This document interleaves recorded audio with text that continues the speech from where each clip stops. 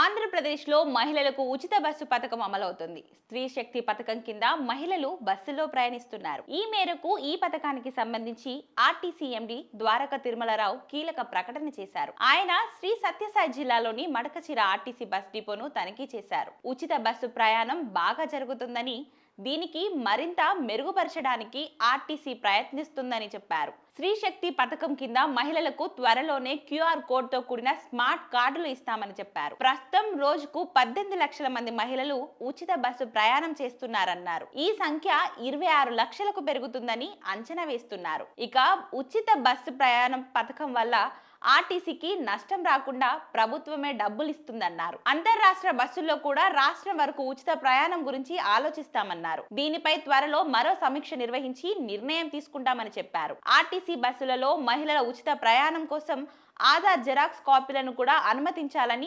ఆదేశించామన్నారు ద్వారక తిరుమలరావు. విద్యార్థుల బస్సులలో స్త్రీశక్తి పథకం వర్తించదని తెలిపారు. కొన్ని డిపోలలో ఈ పథకం 100% సక్సెస్ అయిందన్నారు. తుని డిపోలో 106% నమోదైందన్నారు. ఇక ఈ పథకం అమలు తీరుపై మహిళలు సంతోషంగా ఉన్నారని, తమ దృష్టికి తీసుకువచ్చిందని, త్వరలో ఆర్టీసీకి 1150 కొత్త బస్సులు రాబోతున్నాయని చెప్పారు. దీనికి ప్రభుత్వం నుంచి అనుమతులు కూడా వచ్చాయన్నారు. ఏపీ ప్రభుత్వం మహిళలకు బస్సుల్లో ఉచిత ప్రయాణం కల్పిస్తుంది.